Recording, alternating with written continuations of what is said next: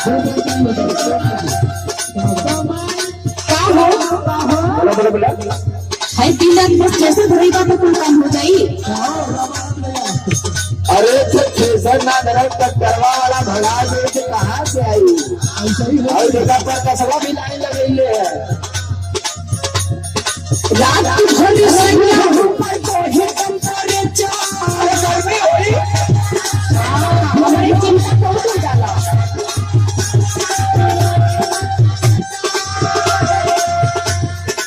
Cooler पे रात cooler पे रात भर सैया ऊपर कोहे टेम्परेचर धरा बेला करे सकम धरा बेला करे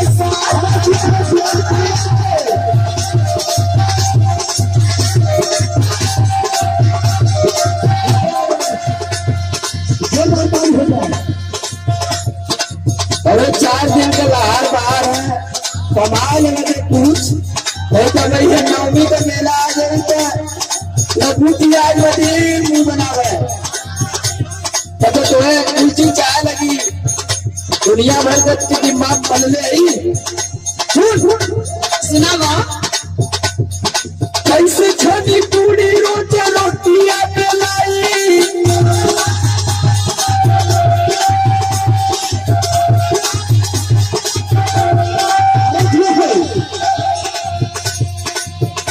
और कैसे छोटी पूरी रोटी रोटियां बेलाई धोना बेला नहीं नहीं धोना बेला नहीं नहीं।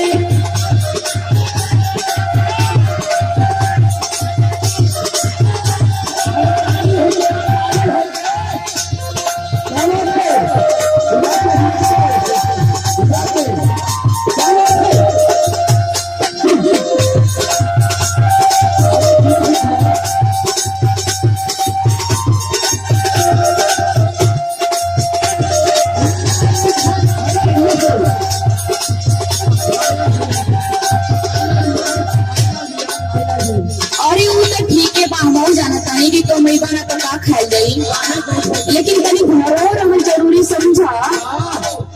हाँ तो रही घरे मंगवा लिया तो दोस्त है सुना सुनावा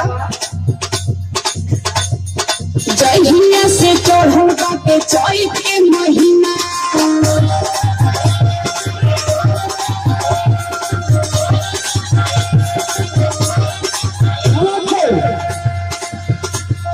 सुतेला ना घरना बोला एक दिना तनी घरों में सिखा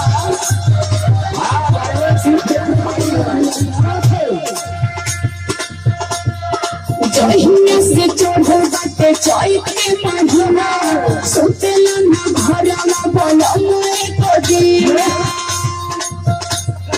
दादी दादी तकिया बिगड़ जलन चा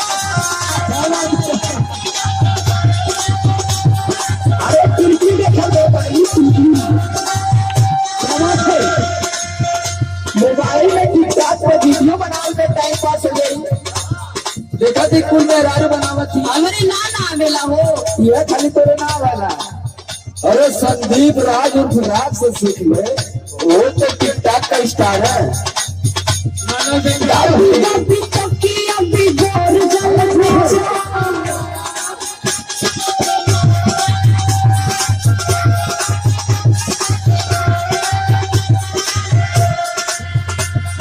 दादी दादी